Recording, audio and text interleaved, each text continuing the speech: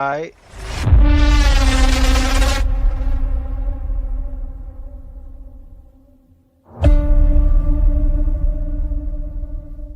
Yo, back again, back again.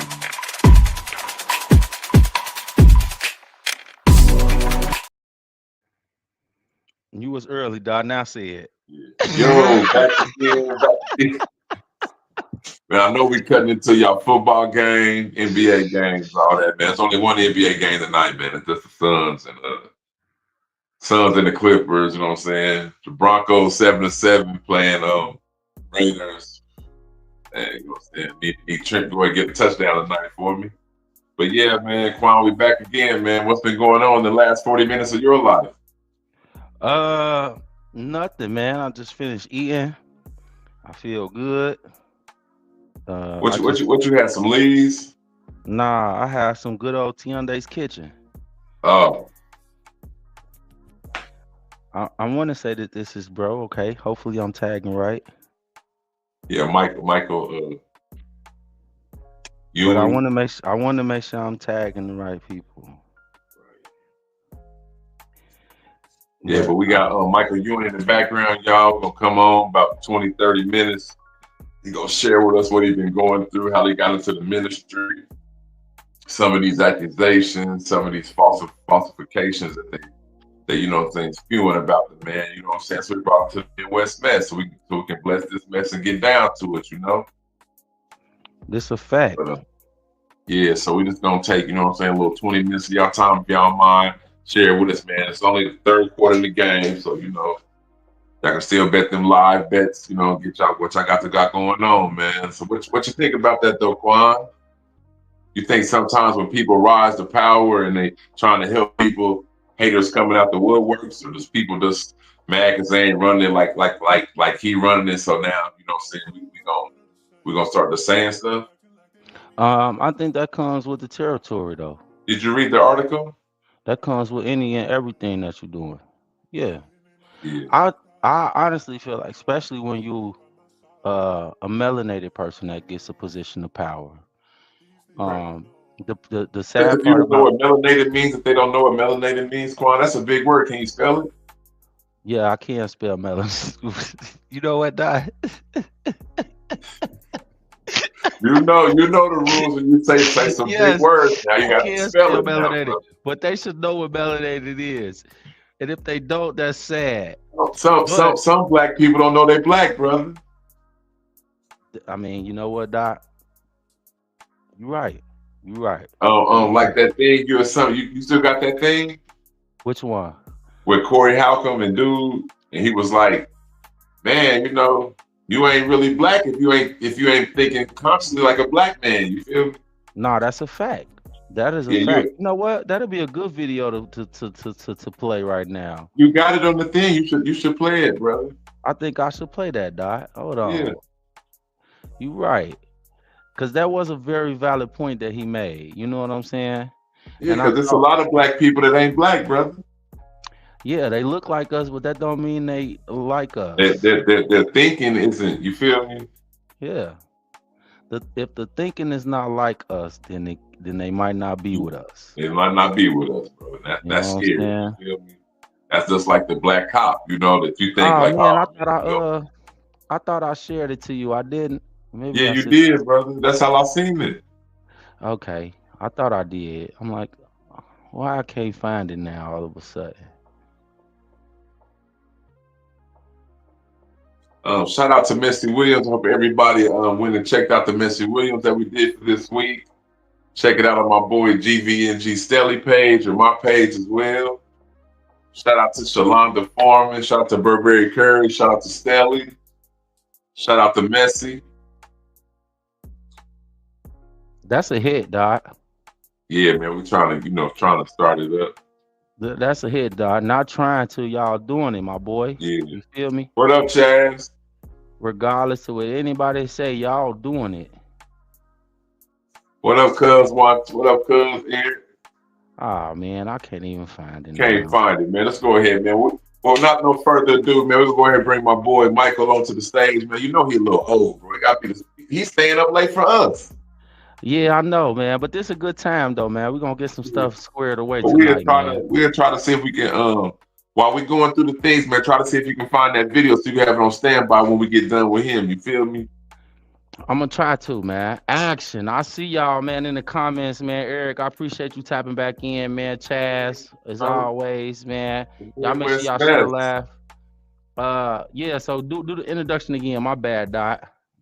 Got my got a good friend of mine, man, older brother Michael Ewing coming to the stage, anointed with God, you know what I'm saying, helping out with the homeless epidemic that we got going on here in Vermilion County, Danville, Illinois, that is, you know what I'm saying? So he's the head of the mission. You know, he's coming to let us know what's been going on with him. Without no further ado, could you bring him to the stage, Quan? Yes, I can. Let's give us a round of applause for our guest, man. How you doing, Mr. Ewing? Hey, blessings to y'all, brothers. How everybody? Doing Man, all right. everybody blessed tonight. Yes, How your good, day man. I'm been glad to today? be. Yeah, I'm good, man. Watching the game, watching our church convocation. So I'm flipping back between God's business and a 217 boy Trent Sherfield Right. playing. So that's some of my business. You Shout out to dig? Trent, man. Shout out to the Broncos. Shout Yes, out to the sir. Broncos for sure. Yeah. But I appreciate the opportunity, man, just for y'all to hear us out, man, and to chop it up a little bit, man. You know what I Yeah. mean? Here Yes, on the sir. here on the Midwest Mess, we a live show at the time. So can you see the comments? Yes, that's the Man, pastor, Chaz. only way I can see it if I put my glasses on, Chief. Yeah. Yeah. I So can't say yeah, you'll be not seeing Chaz, some, not Chaz said I can't say too much because y'all got passed though. Ah! Hey, man. I'm from the streets, man. I grew up in the streets, man. I just got delivered, man. But I'm not of the world, but I'm in the world. So right. my ears ain't can't be heard cussing and in the street because that's where I come from and that's who I'm reaching, man, from the street. Yeah. So I mean, since you already started it off, man, where you from? Man, I'm from 217 Danville, Illinois, born and raised there, man. Yes, sir. That's Yes, what's sir. up, man. So how was it? How was your childhood growing up in Danville? I came up cool, man. Believe it or not, I played for the Ellsworth Panthers, bro. What? I didn't play for the Lincoln Ravens. Right. My dad and them didn't work for General Motors and all of that. My uncle, they lived out in the Heights where the Panthers was in the Ellsworth. So right. My uncle kind of swooped me in because my daddy worked all the time. So we played football out there. We played baseball out in Tilton and all of that. So I grew up, I was always chunky. So I always had to put the sweatsuit on and sweat and all of that, try to make weight, but I couldn't make weight. But man, when we got to the high school, that's when I came out. Right. Danville Viking, man. I led the conference in tackles, all that on the radio, man. I was a killer. Right. But I got my sweetheart, high school sweetheart pregnant, so I joined the Army because I knew, man, I was a player smoking weed, man, and all of that, man. And I knew if I went to the college, I'd have just blew the scholarship and my mom and dad's hard-earned money. Plus, I had a child on the way, so I wanted to try to do this right thing and step up. And I got married, went to the Army, and I did the Army life, bro. So how was the Army experience? Oh man, it was what branch you was in? You was in the Army, or you was in the Marines, or you was in the Army? United States Army. That's the best thing to go in. Any of your kids, grandkids, any of that, United States Army. Hoorah. Right. Yeah. So that you was able to see the world with the Army? Man, I went to Korea. Yeah, I went to Korea, man. After basic training and schooling, I went to Korea. I couldn't take my family over there, so I was like about 8 miles from the DMZ, man. And I never seen no combat, fellas, but we was combat ready. That was before I went in '86, right out of high school. Before Iraq, yeah. Right when I was getting ready to get out, that's when Desert Storm was kicking out. So I was ready and nervous, but I was ready to go. Right. But I didn't have to. So what led you back to Danville after that? Man, like I said, I had kids. I had 2 little small kids. Okay. I came back from Korea. I went to Kentucky. And so when I was down in Kentucky, we didn't have no family. So only thing family we had was back in Danville. So I knew the Korea. So we moved back here to get back grounded and get back back into our community because that was home. You know what I mean? So what did you do when you came back? Once you got grounded and stuff? I kind of bounced around. I thought about going to school because I didn't go to college and all of that. So, but I was always good. I took up heavy equipment repair in the Army. So I've been around heavy equipment machinery. So I got an opportunity to be in an apprenticeship program operating heavy equipment. Mm-hmm. And so here come some of the controversy.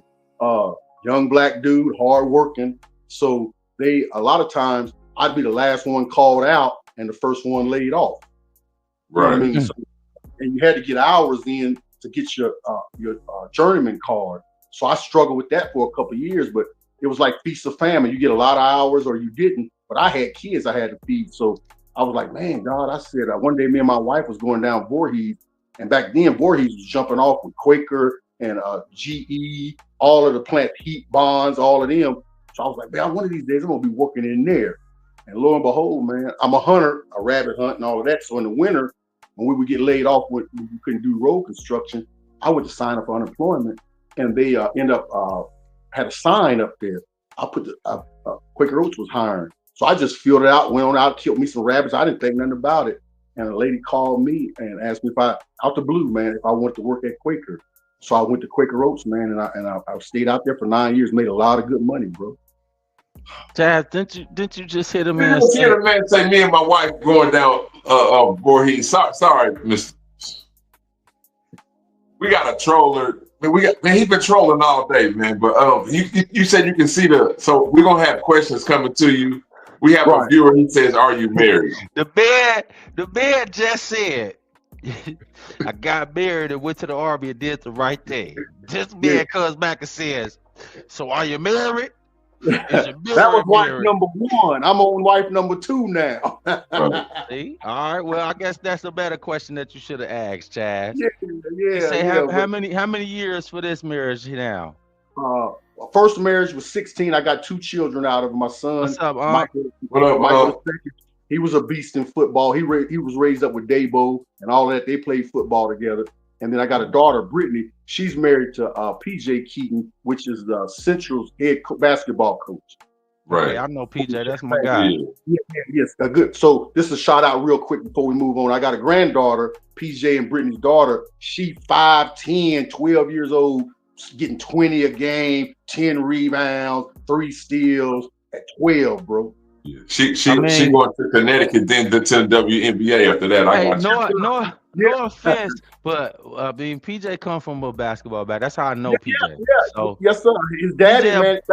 PJ a ball on that court, so the apple don't fall too far from the tree. It's in the blood, bro. His daddy was cold back in the day when the Dust Bowl was downtown, down in Carter Park. His daddy used to come serve Danville up from Champaign back in the day, man. Yeah. I mean, I tell my son that all the time too, son. It's in your DNA, man. It's in all. I mean, what's passed down is literally passed down through generations. Like the love of it. The love, man. I could point out too many of my cousins before me and after me that was just naturally gifted when it came to sports.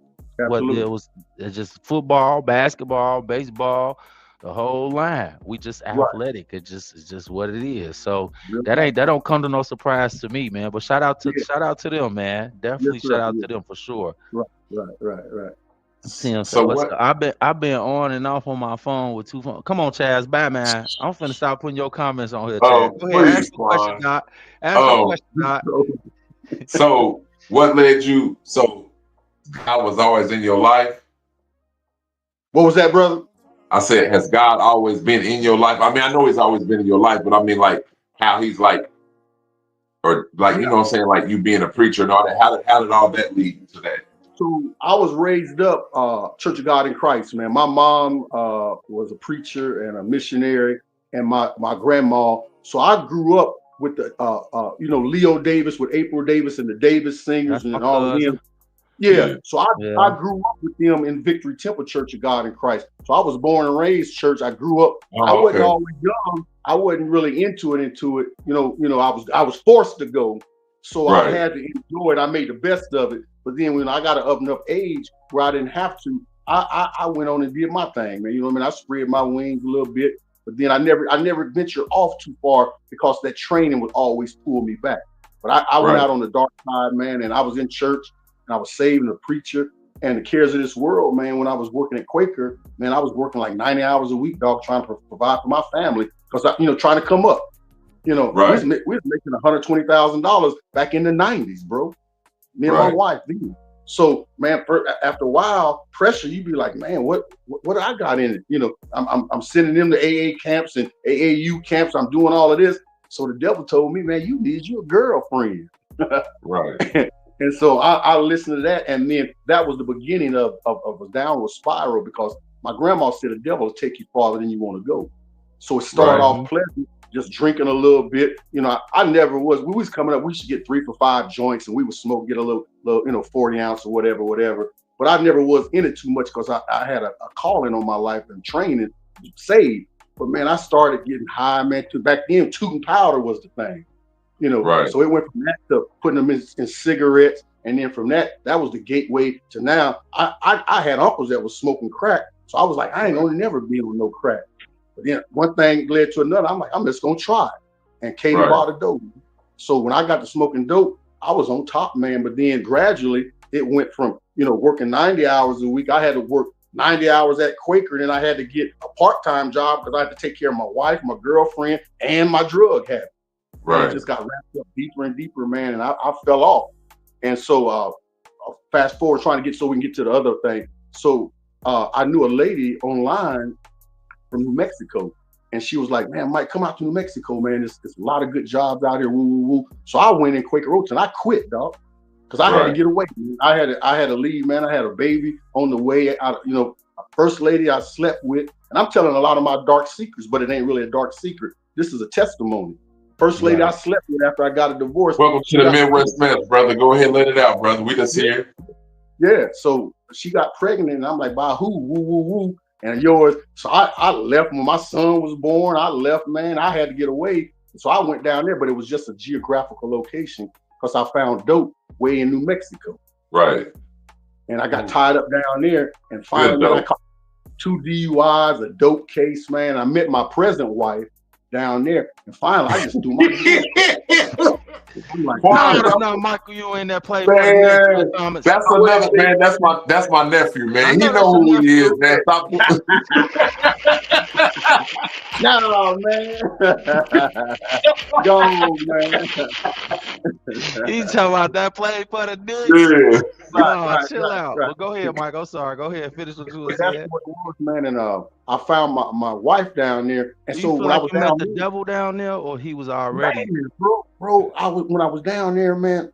It was like, I don't know, y'all versed in the Bible or not, but Sodom and Gomorrah, and it was like, that's how corrupt this town was. It was called Carlsbad, New Mexico.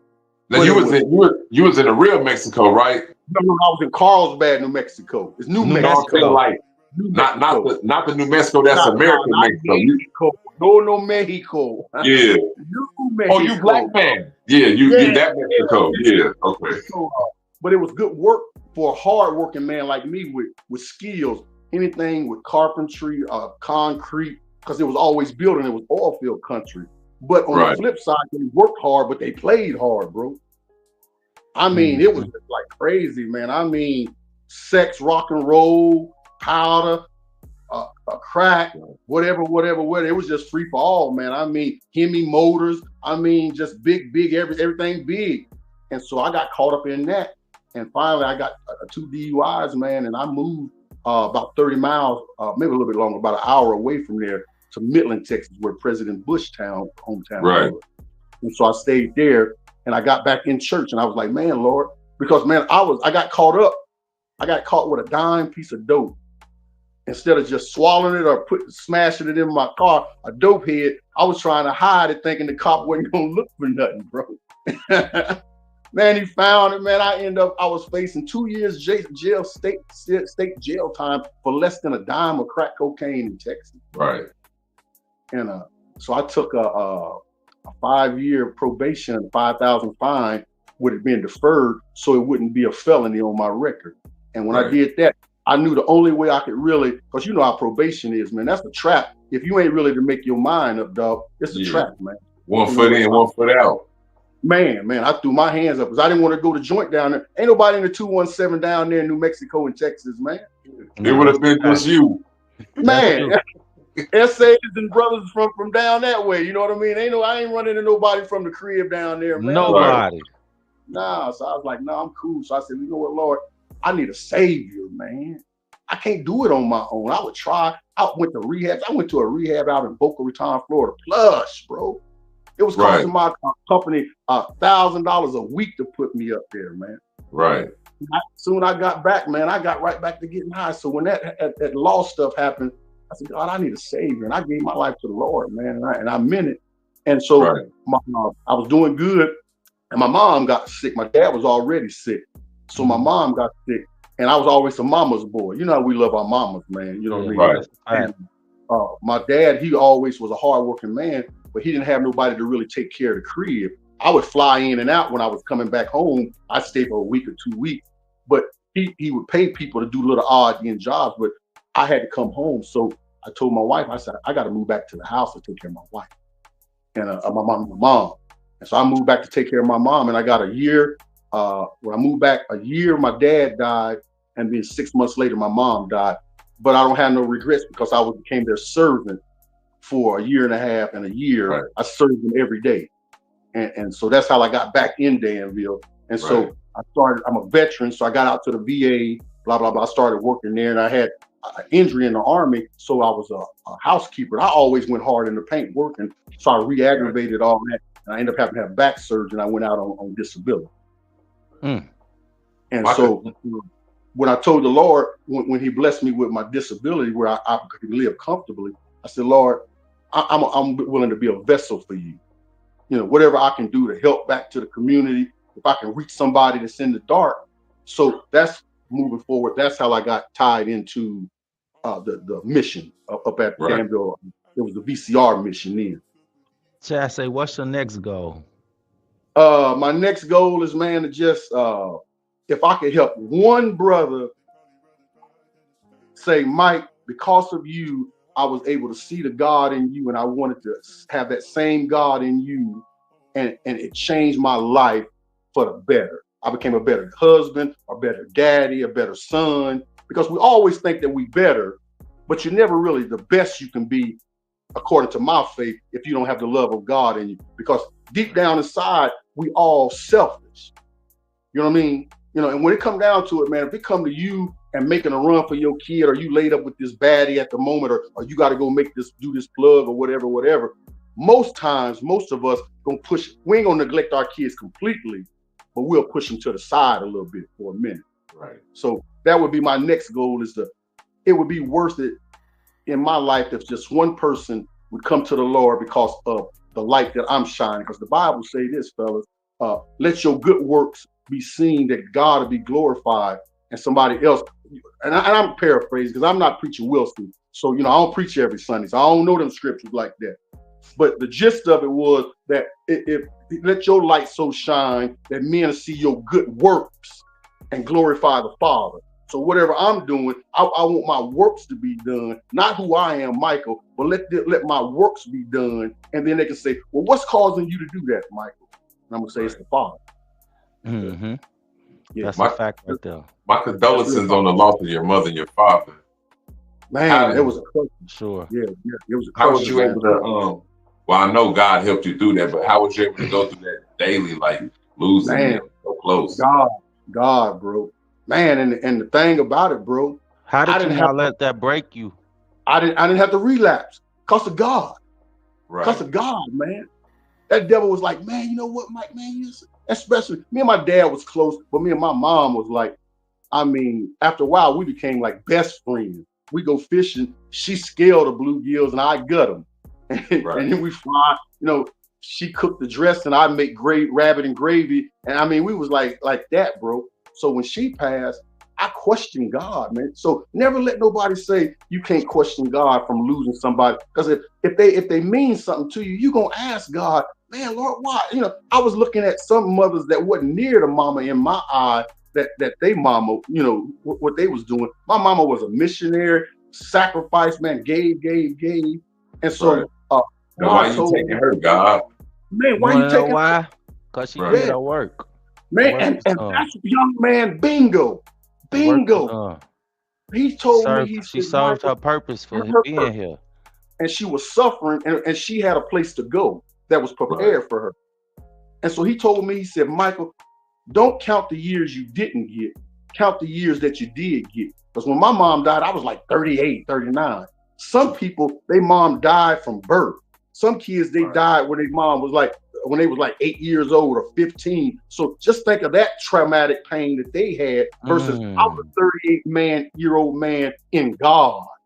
Right. You know, to explain to a kid, you'll never see your, where my mom at? Where my mom at? Me, I was 38, so I could deal with it. But I had to really put my faith in God, man, because that was the only thing, man, that kept me, bro.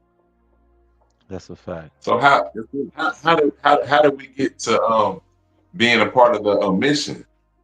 Okay, so I don't know if y'all Hold don't know on, Shake before, Daddy. hold on, not to cut you off, Mike. I'm sorry. Well, I know I cut you off, so I apologize for that. But can we answer this question before you answer that question? Yes, sir. Because I know you're gonna get more in detail where we going, but I want to get his question out the way before we get to that. So he said he's asking what keeps you motivated. Uh, Here it is again, God. Man, bro, I'm going through some things now, man, and we're gonna get into that a little bit later. But I've been sick in my body, dog. I lost, man, I done lost like 25, 30 pounds in the last 2 months from having acid reflux. Take care of your bodies, man. This Yeah. coming from an OG. I was a stud too, but I fell off. And so I'm paying for it. Diabetes, high blood, you know, you Dot drinking tell us whiskey. this. Dot tell us this all the Man, time. But I think man. because now Dot doing skits, people be thinking Dot playing when he's saying it. But Dot Right. telling y'all this every time, man. Take care of y'all bodies, man. Get up in Man. the morning and do something. Do Exercise. something. You know what I'm Man, saying? Like I eat see right. videos of Dot jogging and pushing tires in the park, all type of stuff, and I'll be like, man, nigga Dot crazy, man. But in reality, we need to be doing that because if you look at every other culture, you see them, they be 90 years old still outside jogging. Man, Yeah. they go swim. You Jogging. go up to the YWCA, man. You go to the mall. You go to the mall and see them. They walking through the mall. So some of them still hooping. They ain't have- hooping fast, but they this still is a hooping though, fact. bro. This is a fact. So you gotta be able to get up and get your body moving in order to, because what they say, if you don't use it, you lose it. Yes, Yeah. sir. That's Yes, what I'm sir. saying. So that's Go my ahead. I'm sorry. I motivation, just man. wanted to iterate that. Good My job, Mike. motivation is just God, man. Because I needed him, man. Every time, bro, and then we'll move, you know, quick. Because every time, this is how the devil worked. Throughout the Bible, whenever the children of Israel got prosperous, they forgot where they came from. We don't need you no more, God. Let me put you back on that shelf, God. Serving idols. You get comfortable. So every time in my life, whenever I get comfortable or I let the cares of the world consume me, then I start spending less time with God. So I've been having diabetes for 25 years, man, high blood, and I managed it. So, but I was preaching, teaching, studying, I'm reaching. So all of a sudden, man, I got so wrapped up with the cares of this mission, and I became, because we didn't have much help, and I'm gonna get to the appeal for that. So it was like, Mike doing this, I'm doing this, me and my wife, me and my wife, me and my wife. And so then now I'm not teaching as much, I'm not preaching as much, I'm not visiting churches, and I'm not doing. So now I'm looking at my blood pressure more. I'm looking at my readings more. And man, I'm like, man, my blood pressure like 195, 200 over 98 or 110, heart rate at 100 and something. Now I'm going to the ER and all of that. And so God told me, he said, you take care of my business and I'll continue to take care of yours just like I've been taking care of it. You've been having all them ailments, but now it was a wake-up call because I was eating fried food. I was eating the egg rolls. I was eating Burger King and going to Chinese and drinking pop and just. You had to get your attention again, let you know to get back on track. And I couldn't even eat because I'd have heartburn so bad. So since I couldn't eat that, I started to get education. I started to deal with Damon. We call it Damon Fauntleroy, but his name Dr. Plan. Is that how you say it? Yeah, he out there. with the health kit. So I'm Yeah. on minerals, man. I'm doing all of that, man. But I started to research for myself. Y'all brothers blessed because you got the internet and you got the world in your hand. Can I say So- something also to that? Yes, sir. It goes back to even in the good book where it tells us to fast. Yeah. Yes, sir. Yes, sir. And one thing that I found out about doing my research, right, is that was a worldwide requirement that we all fasted back Wow. way back then. They took it away, right? Wow. But there used to be a time where it was nationally known that we all fast during these times, Wow. right? I didn't know that, bro. That was changed over that's good history. news. So it's like, okay, if as a whole culture we understood, okay, on these days we fast, we don't eat, Right. and then we come back and we do, because when the research has already shown us that when you fast, the body repairs itself. Absolutely. But what you put in your body right after the fast will determine. You could deplete the whole process by putting junk back into your body right after you fast. Right after that. So it's just like you just spoke on having the right minerals and having the right things to put into your body that helps heal the body. Yes, sir. Instead, Yes, sir. we feed the parasites that's in the body, because these are a lot of things we don't talk about out in the open, but in reality, that's what a lot of this is. Like, majority of the illnesses that we have in our body all come from the same things. Absolutely, And man. So that's I the bought big into it, picture. bro. Yeah, I done sure. bought into it because I got grandkids and stuff, and because the devil in my head, like, man, you getting ready to die, brother. You doing all this work for the homeless. You doing all this, man. Your wife gonna find her another man and be driving your truck, and you gonna be dead and gone. I said, That's how I like to talk to you, though. That's crazy, but yeah. He in my head like that, so I gotta rebuke him and I gotta give him the word of God and say, man, get behind me, Satan. No, I'm gonna live and I'm gonna show the works hands of the Lord, but I'm gonna say it's gonna be from a test to a testimony, bro. Not how many hours, Chaz. What I would say is this: if you just starting off, right? So if you're a newcomer, I would say try 1 or 2 day fast. Don't go a week, because you're not used to that. It's something that you have to build the body up to getting to that point. But if you start off, I would say start off with don't eat for a day. Try a day of fasting first. And with fasting, what you will realize is the body really doesn't need food to survive. I like it. But a lot of us don't realize that until you start fasting. You ever went a day to where you didn't do nothing and you feeling your stomach do that growling and you like, man, I'm really hungry. They told us that when we hear that growl, we're hungry. But you know what that growl is really doing? That's your body repairing itself from all the damage that's in it. So when you hear your stomach do that, that's not a sign of you being hungry. That's your sign of your body repairing itself and getting rid of the toxins that's attacking in the body. So it took me doing my own research to understand that we're not even supposed to eat 3 times a day because the digestive system can't handle that. Can't handle it. Right. We only supposed to eat once. So if you look at other cultures, they skip breakfast and have one big meal in the middle part of the day and then snack probably the rest of the way, right? Absolutely. But it's healthy things that they choose. And so it's like, what I've realized is all of these things has been put in place to deter us from being our best possible selves that we can be. Absolutely. So if I could get you to get your digestive and nervous system overworking, then you're gonna stay stressing in the place of in a low vibration. The parasites can feed off of it. So when you get that urge, like, oh man, I need a candy bar, that's parasites. Right. That's not you having a sugar crave or a sugar fiend. That's the parasite saying, hey, put some more of that BS in your body so we can feed off of it. Absolutely.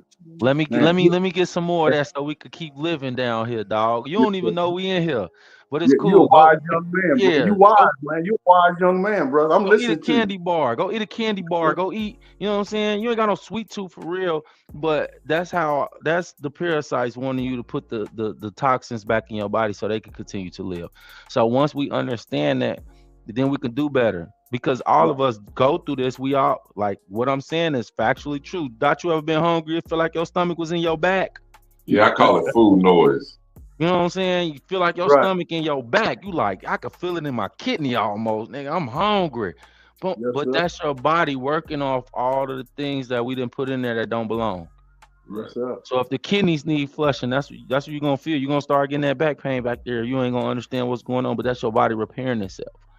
Yes, sir. That's your body healing itself. So a lot of the things All that right, Dr. CB, we only got the man for 30 minutes, man. yeah, I'm sorry. I just wanted to put that out there because it's a lot of people that deal with these illnesses. Nah, All for right. real, not nah, real That's stuff. good news. And they used to tell us that this stuff is hereditary, but I came to find out this stuff not hereditary. No, It's not. no. It's passed down through the diet, not through the DNA and through That's the what the bloodline. hereditary thing was, brother. The mentality. Yes. That's what Right. was Yes. hereditary. If I could The get bad you eating habit, pork chops and all of it, like it's okay to eat it, but we have to do it in moderation. You see what moderation. I'm saying? But we eating like this every day, every other day, 3 times a Right. day. You know what I'm Yes, sir. saying? Now you look up and you on a 600-pound life on TLC and you don't know Wonder how how you you got here. Yeah. You eating 4 breakfasts before breakfast, you know what I'm saying? Yes, It get sir. like that. But yeah, all right. So I'm That's done good. ranting. I'm sorry, Dot. You right. But I just wanted to get that out there though, while we were speaking on that subject. That's good news, brother. That's good news. That's We a fact. appreciate that, man. That's just the work of God. That's all, bro. I'm just messing with you. Yes, sir. Right. Cuz keep looking at that game. He lost track of time. Man. Hey, 7-10, the Broncos up 7-10. 2 minutes left in the fourth quarter, dog. Are we up 10-7? Yep. Man, we're gonna have to do better when playoffs time start, man. They be playing kind of wacky. Yeah. We do this every year, man. The Raiders Y'all ain't know. no good. I said Dr. CB. They say Dr. Who, Doc? Ain't that his name? You gotta spell that, Doc. They don't know what that.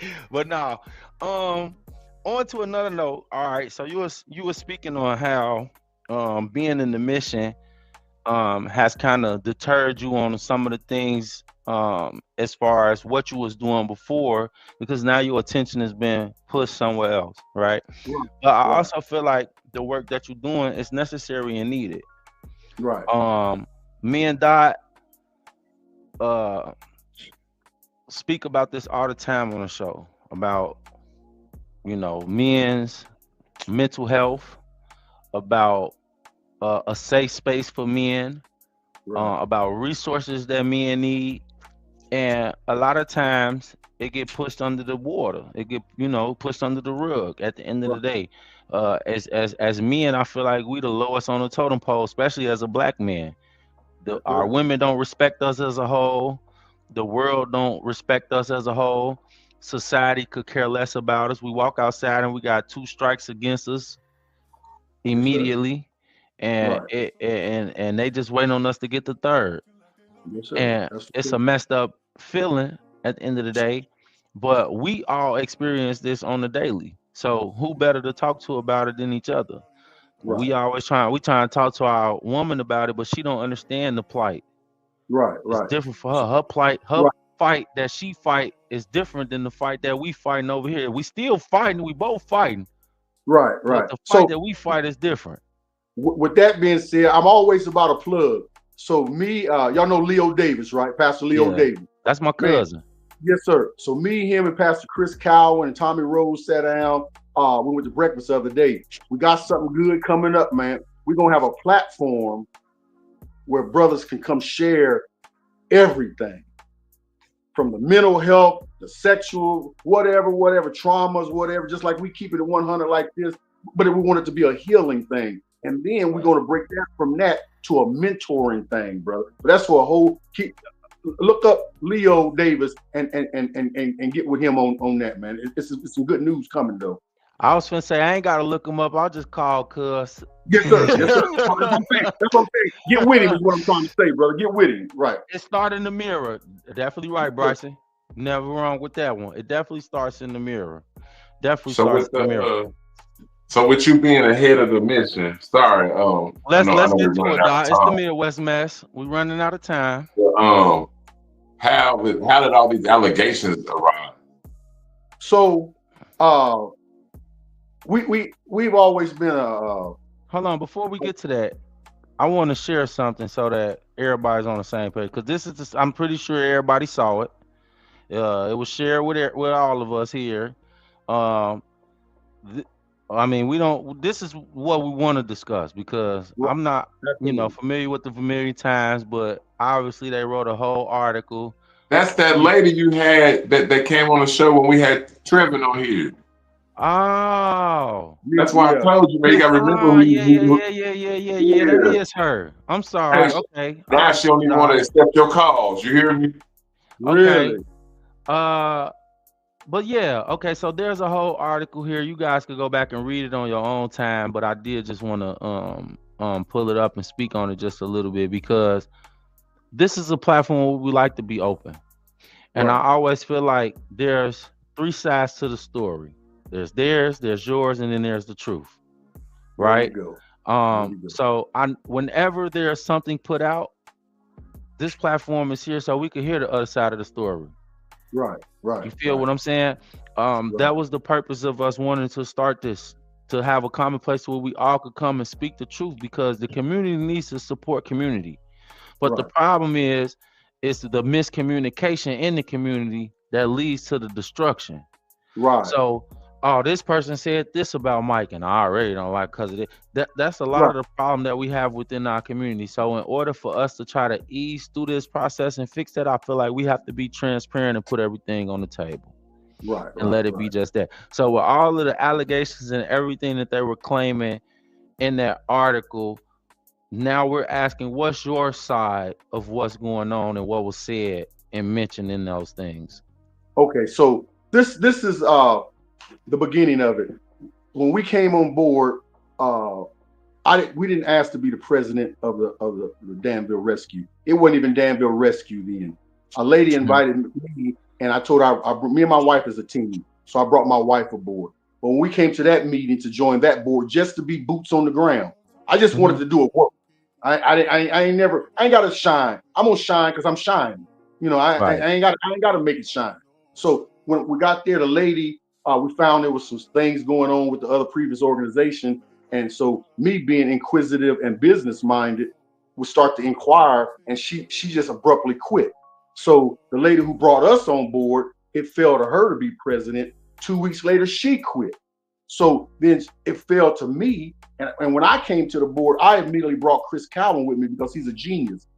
I'm like the brain and the muscle. He the brain. He can do all this digital stuff and make flyers and do all of that. I'm old school, but I can get stuff done. So what I told Chris was blah blah blah. I'll just let you be the president. I keep in the background. Well, anyway, the roles ended up switching. I became president. So we never had anything to work with other than debt and the dark cloud that was left to us, $56,000 that was left from the previous organization, which forced the buildings to close. So every time we brought people to the board, we told them, hey, when you come to the board, we're looking for boots on the ground.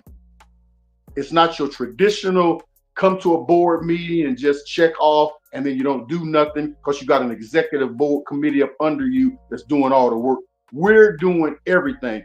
Are you down with that? Are you? Oh yes, sir, Mr. Ewing. Yes, sir. Yes, sir. So we had a couple of people, board members, come on. Long story short, they wasn't from the street. They wasn't from the struggle. Right. My wife was homeless. I ain't never been homeless, but I was a drug addict. I was Right. alcoholic. So They said, our "Wake up, passion was Doc." different. You know, our passion was different than their passion. Their passion was they Mhm. just wanted to be on a board. You know what I mean? They Right. just wanted that They in just they wanted the title. They just wanted the title, that's but it. didn't want to do the But we work of needed it. more than that. So anyway, moving faster, we was able to get them off the board because they thought they always think that they the brighter crayon in the crayon box. Mhm. If Right. that makes sense. You know what I mean? But I ain't near stupid. I don't even look stupid. Mhm. But to you, I might look stupid. But to me, I Right. don't look stupid, nor am I stupid. But I'll let you hang yourself. And that's what it always comes down to. So we got them off the board, and we just had a few of us working on the board. So another young ladies come up and say, "Hey, Mike, I want to get on the board." Here we go. Our whole method to get on the board: you come in before the board, you give us your rundown, you give us your spiel. This is what I can bring. This is what I can do. This is what I'm willing to do. We vote you in. So they come in, we vote her in, come to a couple meetings, After that, no more involvement. We had sales at the building. We had folding where we needed clothes folded because we do going off of donations, and the thrift stores are only streams of income. So we we're getting volunteers on the outside to come in. We need money. We're trying to make money. We're trying to do things. We had raffles. We working, man. We said, ask for what can you do? Can you do this? Yeah. Never did nothing. So every time we'd have a meeting, they would blow it off. You know, they'd be like, you know, at the last minute, I can't make it. Woo. So we're like, don't tell us what you can't do. Tell us what you can do. Don't tell us when you can't make it. Tell us when you can make it. Right. So then we know what's going on. Man, I'm steady behind. My steam coming off my head because I'm doing it all, bro. You know, me and my wife, and then so long story short. So when you say, can you elaborate on that? When you say doing it all, like what do you mean doing it all? Man, brother, from we're going to Dollar General. We're trying to create partnerships where we get food from the Dollar Generals. We're going to find like we had a raffle. We're going out to Lowe's and creating partnerships where we can get. We had a grill where they sold it to us at wholesale, so we can raffle that out for fundraising. We making sure we found insurance. We paid $2,500 a month just for one building. So my wife is we paying the light bill, the water bill, we're paying the insurance, we're making sure food's in the house. I'm going up to the building every morning, every evening. I'm talking to the fellas. You know what I mean? Because they come from the struggle, so they got a street mentality, but it's a zero tolerance inside the house. So somebody got to be the hammer man. That's me. You know what I mean? You can't come in here on your demons and on your high and disturb the peace of other people because it's a safe environment. You can come in and get you a hot meal. If you can't lay down, you got to bounce, dog. Cut dry. Yeah. So we're trying to run all of this, but I needed other people because I'm not ashamed to say I can't handle it all. I don't rub elbows good with the big people because the nonprofit is just a whole nother world of rubbing elbows and a lot of bumping gums. And I ain't with that, man. I'd rather send, if you on the team and that's what you can do, I'd rather send you to do that. And you report back to us and tell us what's going on. I don't mind getting grimy. Right. Mm-hmm. I want to reach the fellas, man. That's my passion was helping them dudes to get off a dope, they mental thing. What's in your mind, man? How can I help you? So long story short, we had a concert. Roy Cummins came to me and he said, hey, Mike, I want to put a benefit concert on. I'm like, okay, man, bro, tell me what you need me to do. I'm gonna get back with you. He called me back, and this is a joke. He called me back and said, hey, Mike, I got about 40 flyers I need you to pass out. I said, man, I can't be passing out no flyers. Man, his mouth, you could tell his mouth dropped on, but I told him it was a joke. I got a dry sense of humor. But right. I said, hey, man, I'll pass the flyers out on the ground. I'm pumping it. I'm putting it on Facebook. Woo. Long story short, the Lord blessed us $6,000. Right. Mm-hmm. So I take it to the board in a text. I say, hey, we need to have a in-person meeting because we need to discuss the 6,000. And let me back up a little bit before that. Trent Sherfield, our 217 homeboy, took it upon himself to donate us $15,000. Shout out to Trent, man. I didn't go to him. I didn't ask him for none of that. He saw the love that we had and the passion, and because his passion and our passion joint touched, he said, right. Man, Mike, I'm gonna do that. So when he gave us that 15, that kind of bridged us over to kind of pay some bills, pay some of the debts off that the other people played. We was able to hold it down. But we got to 6,000. So I called a meeting. I said, hey, we need to have an in-person meeting because we need to plan out what we're gonna do with this money. You always got to be strategic with a little bit because you ain't got a lot, but you got to make it seem like a lot. You got to make it work. Got to make it work.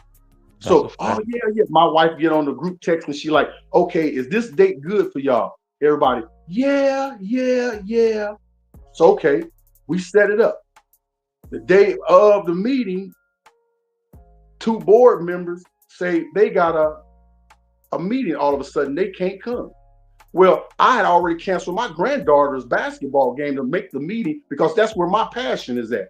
I'll be to the next game. I'm gonna be here for this. So I got mad because you coming up with excuse tonight, but you've been coming up with excuse. And I'm at the point where I don't even want to hear no more excuses. I'm like, no, we ain't canceling we're going to cancel it all together and we ain't going to worry about it. We're going to run it like we've been doing it because y'all ain't been involved. Now you want to be involved because you want to see what the inner workings is going on. So that's when the accusations come out. Oh, you think you running everything? You think you the it all, know all? You think you the head NIC? Yeah. Wow. These are white ladies? Yeah. Right. Oh, okay. Yeah. The Wilson and the Richards, right? Okay, so this is one thing that I will say. All right. Just from reading the article and looking at it and seeing some of the people that was mentioned in the article, right? I'm not making it a race thing, but I already understand that that's the elephant in the room kind of thing, because that is what's going on. Absolutely. What it seems like to me, because the statements that was made from them were racial based. I'm gonna just keep it a bean. To say that you're not qualified to run because you don't understand a nonprofit, how hard is it to understand? It's not rocket science. The second part of that is why they was kicked out was clearly stated: lack of participation. Right. If you're on the board and you're not participating, then how could you expect to have a big input on what's going on when you don't even know what's going on? Right. So what happened with that? Let me make sure to interject this real quick. So when I get we texting behind the scenes. So they put the text messages out there. Yeah, but she didn't put the part on there. She talked all bad on there. I end up sending that text message that exposed the NIC part, but that was behind the scenes between me and the person. So I stepped away. I'm stepping away. I don't want to be a part of this organization, and it ain't gonna never amount to nothing as long as you in charge of it. Woo, woo, woo. And then she said, I'm out. So I didn't put the next text, which I should have. I said, hey, are you going to give us a formal resignation? Because that's what that was. That was a resignation. I said, well, okay, if you don't, that's cool. Because I took business law 1 and 2. That's called an implied thing. You only didn't disclose the information to them because of their lack of participation. Absolutely. And because so they was trying to say that you was running it as a dictator, basically, you know what I'm saying? But I'm just going off what they said. You know what I'm saying? So this all allegedly. I don't know what's going on, so that's why we're asking here. But these was just some of the things that I read inside of the article that they wrote. So I want to speak on those things because that's mostly the slander is mainly where I want to put the focus on. So these were the things that they said to kind of slander your name and slander what you was doing. But I'm not ignorant to nothing. I'm just be honest. What you said earlier, I play dumb, but I'm very highly intelligent because the one thing the Most High taught me is you can't take what's up here. You can take my house, you can take my car, you can take my money. I could lose everything else, but I'm never gonna lose my mind. You feel me? So at the end of the day, I study and research as much as I can because they can't take that from me. That's the part you can't take with me. That goes with me everywhere that I go. You feel me? If you got one more person to tell you wake up, though. I'm not sleep. I'm listening, bro. My boy Dot is my boy Dot off the gasolina. Leave him alone, man. He done found that petrol, guys. Leave him alone, guys. So to piggyback off of that real quick. Yeah, go ahead, Mike. The reason why it might have felt like I was running it is because we were running it. So if we didn't run it, it wouldn't be ran. Right. If that makes sense. You know what I mean? Nobody got to run it. Because clearly they wasn't showing up to run it. They don't even know our power bill. They don't know a power bill amount. They don't know what the light water bill. They don't know the insurance company. They don't know nothing. But then when the money come across and I say no, because I gave you a chance. If you'd have came to another meeting, if you'd have came to that, then we were going to include you in all of that. Right. So then it blew up into all that and woo. But it's an implied statement that I resigned. So that's clearly puts you out the picture. Right. Then for you to go to the public. Now, I'm a preacher. So it's always about grace and mercy. So one that was running, doing the most talking, never came to me and say, hey, Mike, man, let's try to work this out. You know what, man? It just didn't come right. You know what I mean? But it never did that. It never came to that. So the other one was trying to offer the peace offering for the other one. And I'm like, you can't offer the peace offering for the one that's running their mouth. Right. Yeah. You know what I mean? That's So right. no. And then why would I, once I see who you are, why would I put you back in my circle? Now I gotta watch you even closer. I'm gonna say this: a lot of white people, when black people are in power and they're underneath them, they do nice nasty stuff. Is what my wife like to call it. Right. But we know what it is. It's like Right. I'm gonna say something. I'm gonna hide my hand.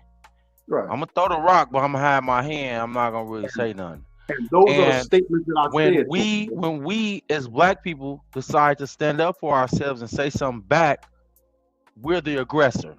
Yeah. We're the antagonizer. We're the person that's the bad guy all of a sudden, only because we stood up for ourselves. So and we're standing up for what's right. When we listening to in logic what he's saying, like they stated in the thing, you said you're the one that's going to Costco, you going to Walmart, you come in the morning, you come at night to make sure they got what they need, you fixing the toilets. That's a lot on one person. I get 1,000 calls a day, man. So for a person that's not even given that type of energy to interject with an opinion, it's automatically invalid. I don't care who you is or how you feel. That's the reality of it. When you're in a place of leadership, you gotta be in control. There is no feelings involved. It's only business. Yeah, I told so if you said you was gonna put boots on the ground, but don't show up when it's time to put the boots on the ground, your opinion is invalid at that point right there. So and then you mad when I call you on it? Come on. Yeah. Come on. Especially when it's all about not me and you. Eric, that part too. It's about the mission. I ain't got time to be bickering when we got people that we trying to get grants for to get more men off the street. Here's the bigger problem, Michael, and I'm gonna be honest with you.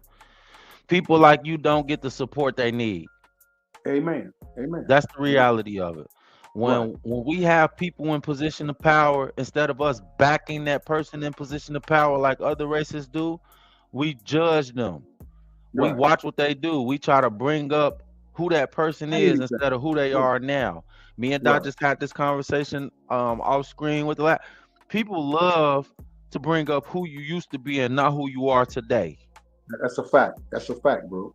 That's the thing that's killing us as a community. Just because you grew up with me, I'm not that same 10-year-old kid that was running around kicking people and stealing and doing all this other bad stuff. I've changed from that person. I'm no longer him. But every time you see me, that's where your mind take you. Yes, sir. Because you stuck back in there. They still stuck back there. Yes, I'm no longer that person. I've healed. I've changed. I've grew from that. I forgave myself. When are you going to? Absolutely. And then what on top of that, young man, I've always, every time I've had a platform, and like I'm going to do tonight, if anybody out there can bring something to the table that can help us, because I'm 57.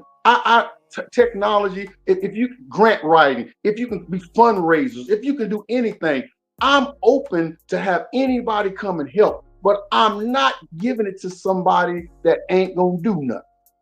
Right. That's the pitch. If you're coming in, I don't mind. I don't have to be out front. I'm gonna shine, dog. I've been a clean dude all my life, bro. And it ain't because I'm trying to shine. It's just because that's who I am. That's who your light gonna shine regardless. This is a fact. I don't mind sharing, bro. You can be the spotlight. Right. I'm gonna be working behind in the trenches, but it takes all of that to make it happen. Yeah. So if anybody out there, if you know anything that you can help us with, if you want to just come volunteer, if you want to go to the thrift store, if you can do anything, I'll listen to you. We can reason the board members that we got. We can listen and we can build, man.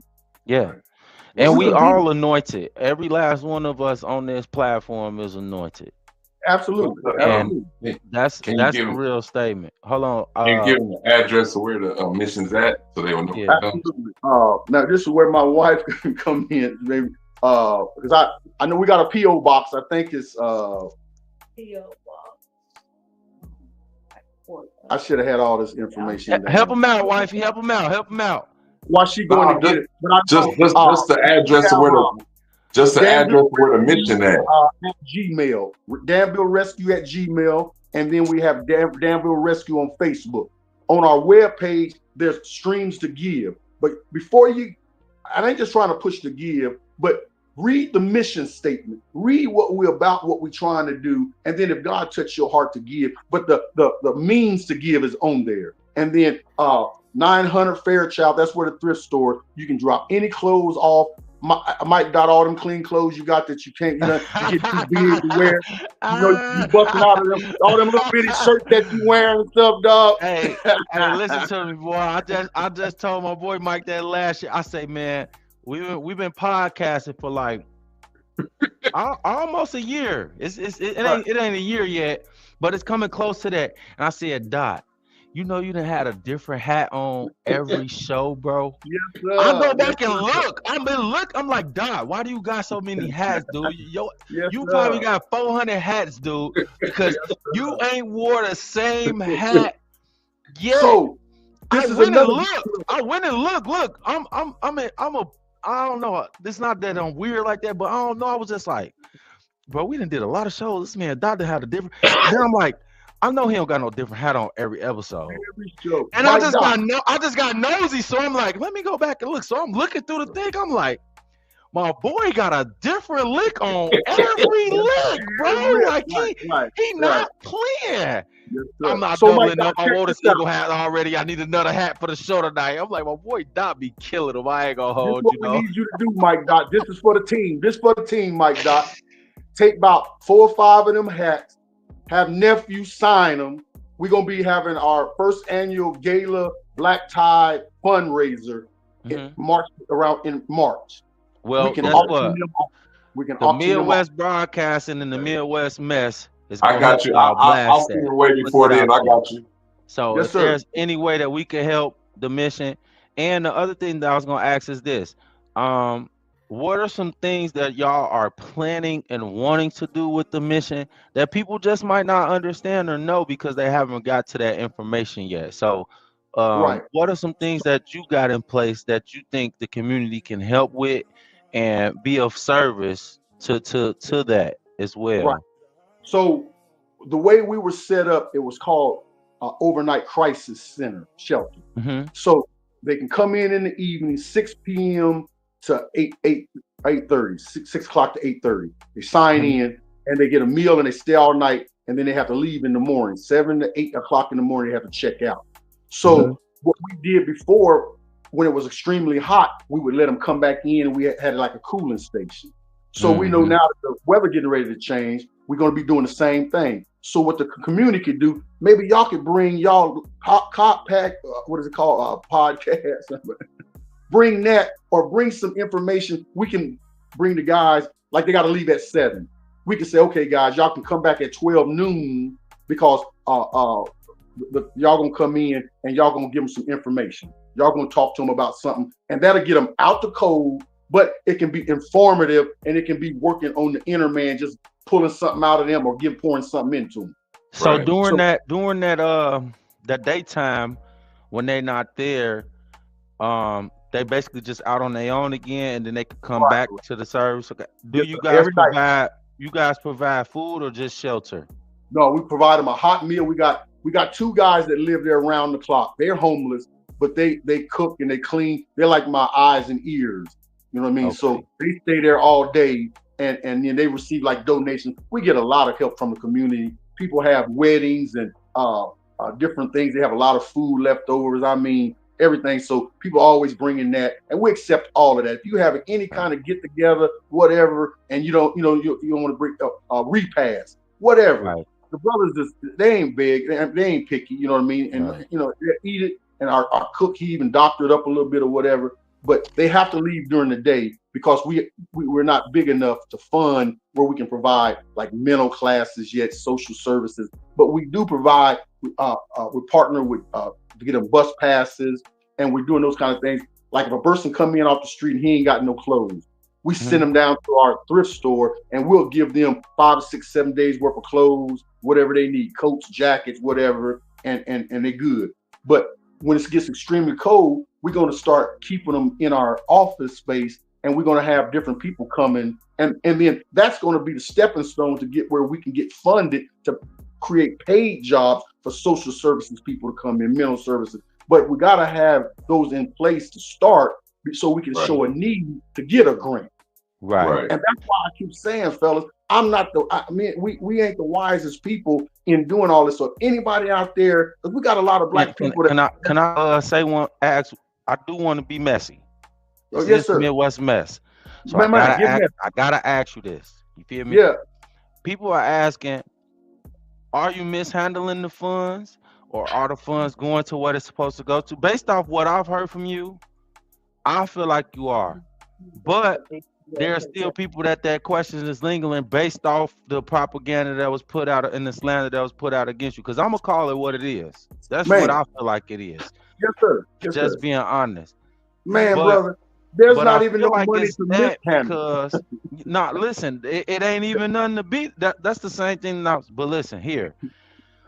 The reason why we don't get a lot of support when it comes to a lot of these things is because a lot of us as black people aren't business minded. We are employee minded, because that's what's been taught to us. We've always worked for somebody. We've never been the check cutters. We've always been the check getters. Yes, right. When you become the check cutter, you see a whole totally different world and understand how this stuff works. Oh, man. So to everybody that feels like, oh, it's just easy, it's not. And that's goes back to the interview we just had prior to you coming on. As the business owner, you might take a loss. Every month not gonna be a win. That's what comes with being an entrepreneur. Stay in the course.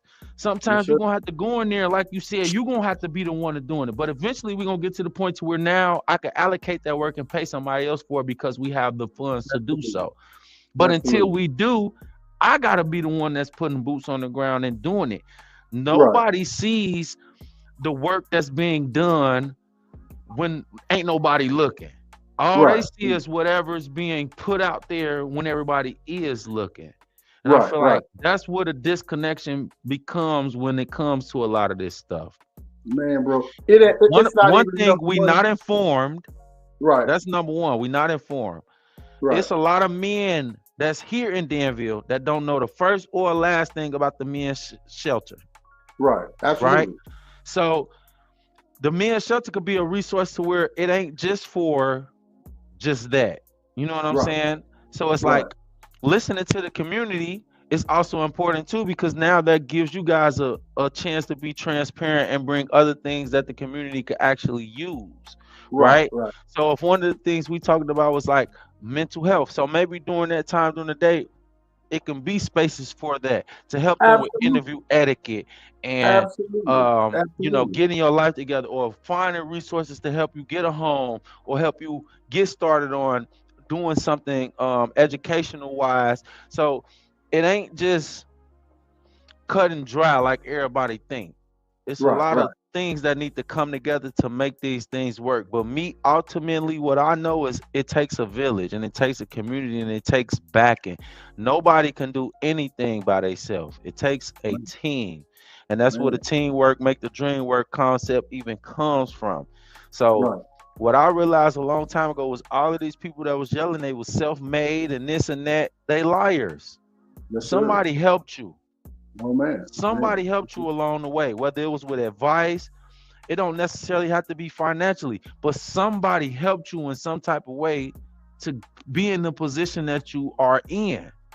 You could have knew somebody that just put you in the room. Yeah, what you got it for you, but they still put you in the room. You feel me? So we gotta stop with this mentality of, oh, I did this, but I don't need no help. I ain't with nobody. I don't need nobody help. No, everybody needs somebody. I need Mike. Mike need me. We need you.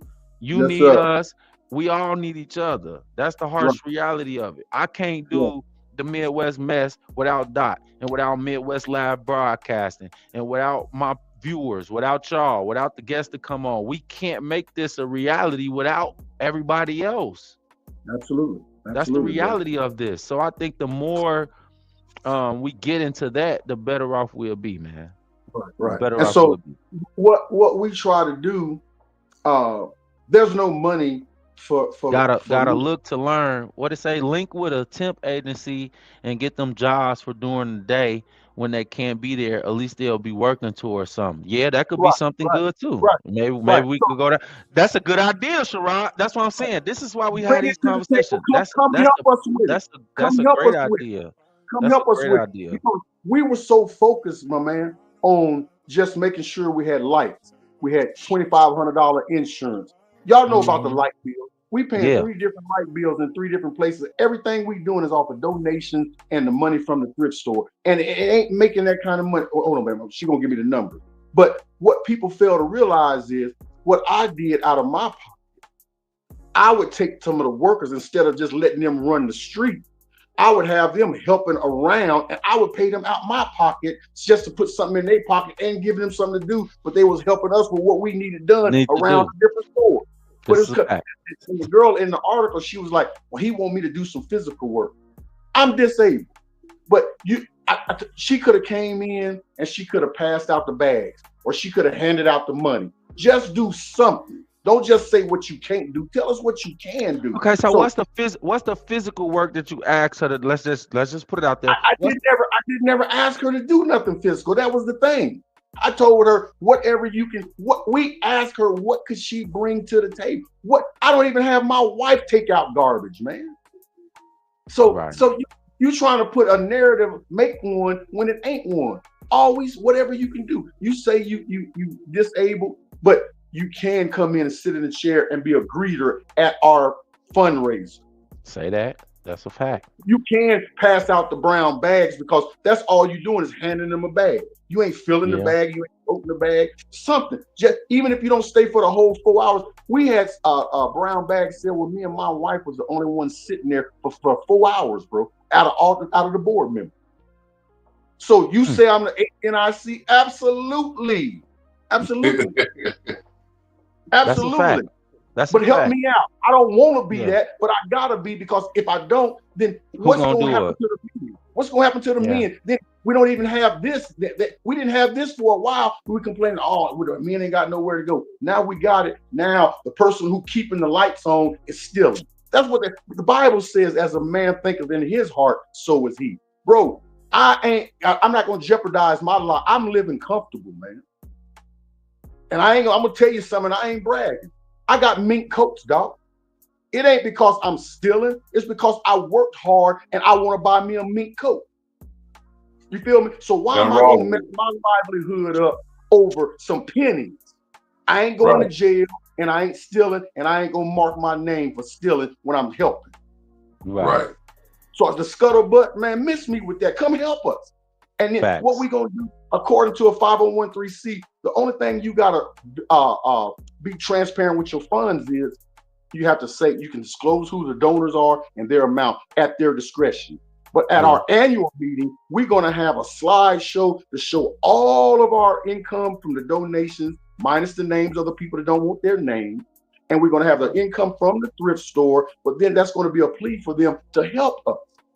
So we don't. Why should I just disclose information to just every Tom, Hick, and Jane just for GP, just so you can say, oh, that still ain't the, how do we know if that's right? That you can't never satisfy people, dog. No, you can't. You can't. So, and as the person that's at the top, like you said, you're the president. So this is my thing, and I'm gonna just be real with you, right? Right.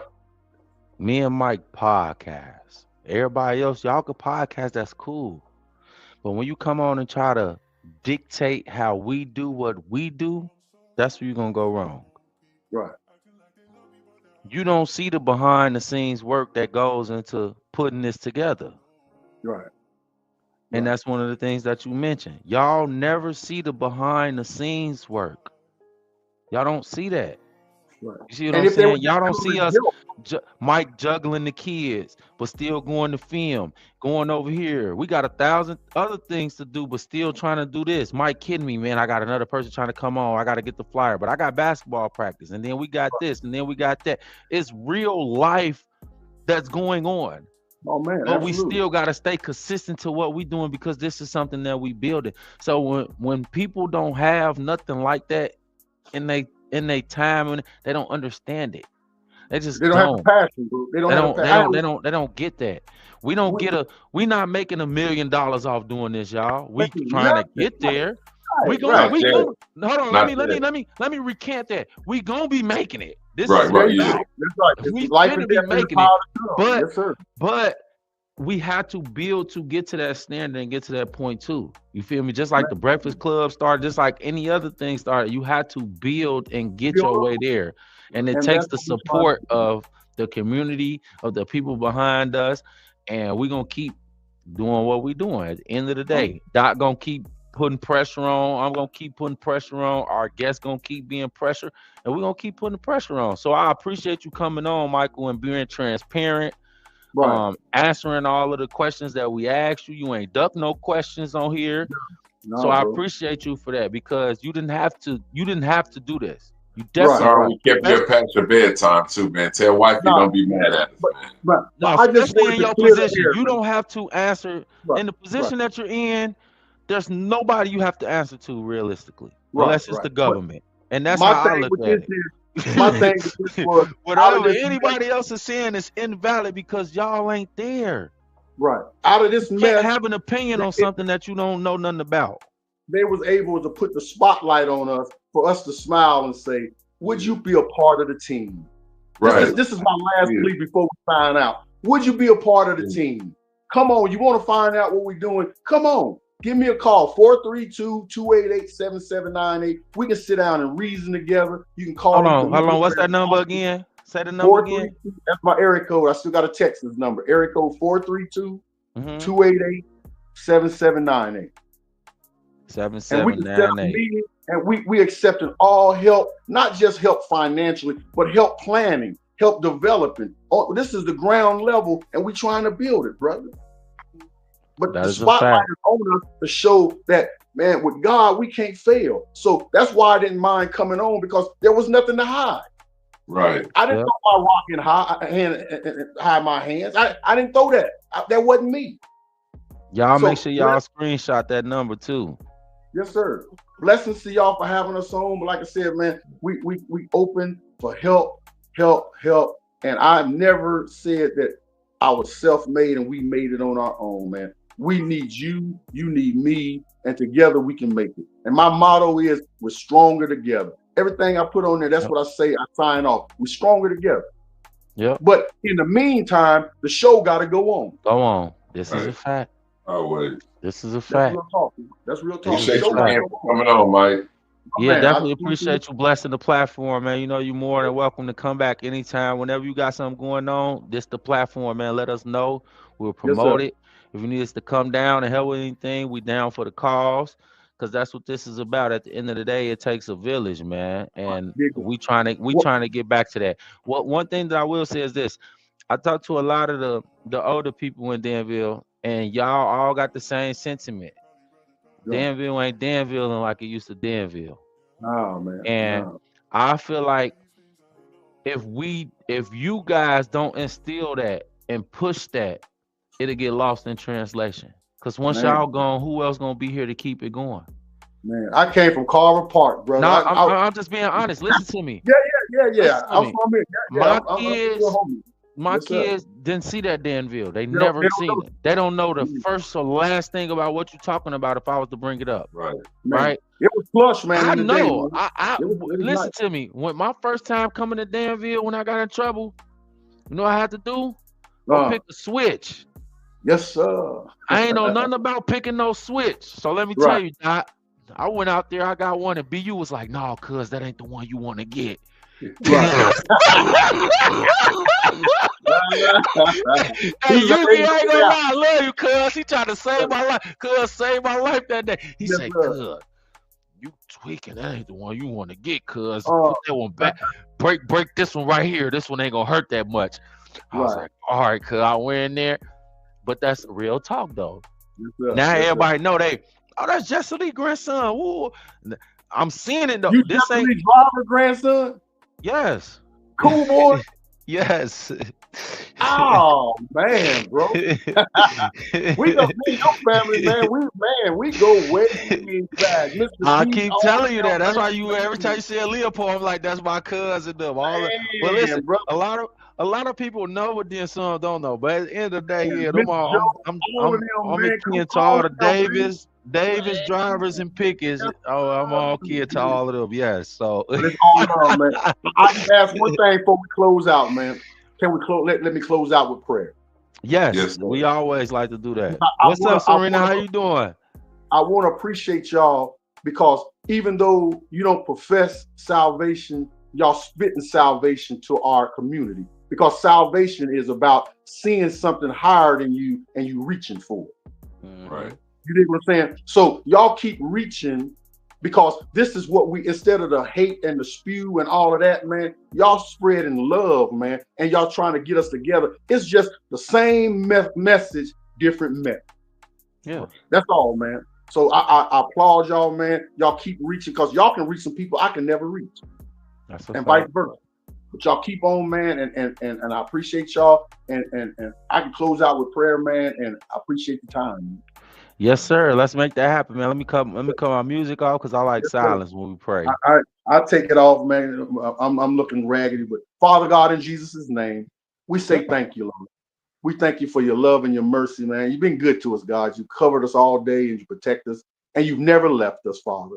And we thank you for this time that me and these brothers have been able to just kind of get to know each other because we all come from the same background. That's love of a black mother or a black father, but we all come from the same cloth, Lord. And I thank you for these two young men that they're opening up some doors that we couldn't open, Lord. I thank you for this opportunity that we was able to use this platform that your kingdom might be further to help the unhoused men in Danville, Father. Send workers. The Bible says, your word says that the labor, the vineyard is plenteous, but the laborers are few.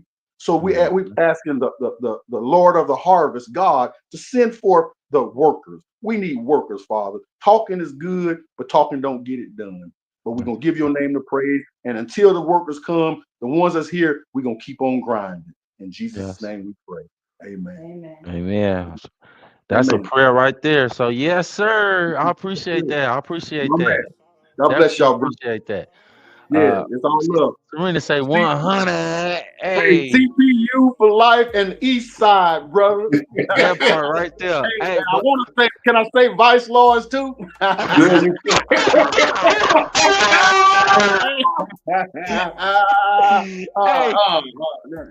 But listen, in all seriousness, we always like to say, you know, shout out to Vincent because he gave us we always gotta bless the mess.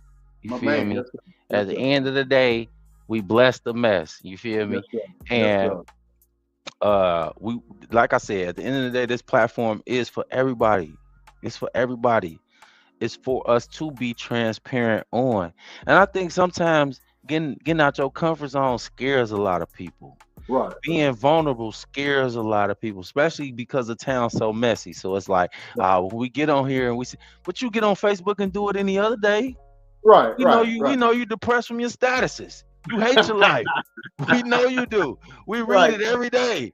Like we see you in real life. Like it's okay. It's okay. I appreciate it, man.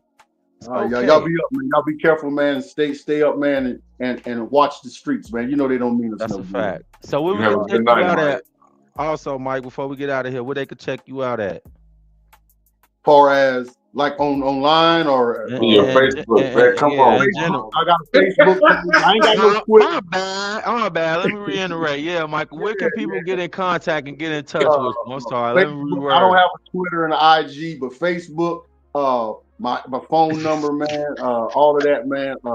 I'm just basic, man. You see me in the street, holla at your boy, man. I make time for everybody, man. That's a fact. That's why I'm like, what are you talking about, Mike Doc? All right, Mike, where we can check you out at, man?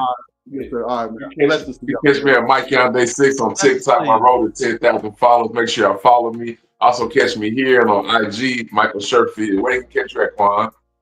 Man, y'all catch me at Quan Don on all platforms. Y'all know the vibes, man. That was just an amazing interview. We appreciate y'all for tapping in, man. Shout out to all the Vice Lords out there, CPU. I was supposed to have my video up, but I can't even find it, man. That's just so funny, though. He had to make sure he threw that in there before it was all said and done. Hey, but he's true to the roots. We know he true to his roots at the end of the day, man. You feel me? It's that for sure. So ain't no wrong with it. Make sure y'all stay tuned, man. We got another fire ass interview coming Sunday. We got my boy Avion Beastie coming on. Tell us about how it was in prison, how he feel being out here, what he got going. Shout out to my boy Troy, Big Five. You already know what's going on, man. Hey Dot. Almighty. Hey Dot. I think we in the game, Dot. I think we just got. Hey, listen, man. The Midwest mess is busting, man. I'm gonna just show y'all something, right? So I was just reading my stuff, right? I'm like, ooh, man, right? So y'all see this post right here, right? Oh man, you acting like that. Diamond Star. I don't care what nobody talking about. All right, listen, another movie that's coming out at What Love Costs. You feel me? Now look at that. What I say? We still waiting on Midwest Live. What she say? Oh my God, I was so busy. Please email. We got the stars wanting to come on. I don't care what y'all talking about. We lit. Y'all better tap in, man, before it be too late. Y'all heard what Pete said. Pete came on here and told y'all what it's finna be. Make sure y'all subscribe to the page, man. I got a 49-cent deal still going, man. It's gonna run out soon, man. Make sure y'all subscribe to my boy Quan Down page. It's lit. Do it quick. It's lit. Hey man, make sure y'all pull up. What's the 8th? What's the date? Make sure y'all pull up Saturday night on the 8th, the Motorcycle Club. On man. We got Famous Richard coming out from Indianapolis. What's it called, Quan? Well, what Famous Richard on the scene will be here. On the scene, yes, on the scene. So I just please, ladies, don't y'all be acting like y'all all that, man. When the niggas say give me a 360, just spin around. Damn. Hey, y'all gonna be on the scene. So we trying to tell y'all now. If y'all don't want to be on the scene as far as getting videoed and all that, don't even walk up to the man. When he walk to y'all, let's walk off. Don't do that damn shit embarrassing us. We didn't bring this man down here. Y'all acting stupid. You know what I'm saying? So hey, it's a go. Hey, just so y'all know, that it ain't no game. Just look there. What'd he say? Oh yeah, I'm there. You know what I'm saying? Doc say, why you tell the man you got him? You probably ain't gonna even beat it. We got him. He in better hands than State Farm. We got him. We pulling up. If he pull up, we got you. Say that. So y'all don't come in there on no BS. Don't take his mic. Okay? Do not touch the man mic. All right? Just talk it to the mic. Don't take his mic. And other than that, don't touch him. Other than that, when the man said turn around, give me a 360, let's show him what we about, give it to him. You know what I'm saying? So when we say get in where you fit in, that part. And it's all love, man. Y'all know the vibes, man. So y'all catch us back here today, Thursday. Yes. Yeah, so I mean, now be on the lookout for my daily rants. I might go live tomorrow with Alec. I don't know. Sunday for the recap. We might be back tomorrow, like Doc said. But if we not, then we coming Sunday for the weekly recap. So make sure y'all tap back in with us then. I'm gonna send you the shit for Avion so you can get that together. So we got Beastie coming Sunday night. Oh, Avion can't come, man. He bad now. Yeah, man. He done talk. I'm gonna go ahead and let him come, bro. Avion banned now. I banned him earlier because he said my wife beat up people, and I said she don't be beating up nobody no more. That's old. And then she went on there and said she shoot people now. So, yeah. So you didn't even have to bring that up, man. This where Chaz get this shit from your ass, bro. And you know better because you GD, silence and secrecy, brother. Golly. It be like that sometimes, cuz I'm like, damn. I don't tell nobody shit. Like that. Fuck these people, bro. All they gonna do is sit back and try to manufacture a way to make it seem like what you got going on ain't going on. I just don't tell them nothing. Yeah, that's a fact too. But I mean, I It- ain't worried about it. It's 10 bitches right now that said Tiana ain't whoop me. But Quan on there talking about his wife crazy. She ain't crazy to me. See, I don't do all that shit, bro. These motherfuckers that damn don't give a fuck about that, bro. Yeah, they crazy like that. But I mean, if they want to fuck around and find out, hey. You see what I'm saying? Now you egging it on, you trolling. I'm not trolling. I'm just saying, if you want to fuck around and find out, we don't know if it's real Now or not. Saturday night, y'all at the MC, the motherfucker say, yeah, Tiana, I want my one. You gonna be looking like, well, shit, Quan said I can find out. See? Tiana gonna whoop them and ask you, why you telling people I can whoop them? And then y'all, welcome to the Midwest Mess, man. Quan being Quan, you already know. I'm gonna see y'all later, man. Quan, I got something I gotta do, brother. I told you 30 minutes, bro. You went a whole extra hour. OMG. It wasn't me. Even me faking going to sleep did not work. You talk more. You right, Doc. My bad, man. Bye, y'all. We'll holler back. I know. I'm coming now. All right.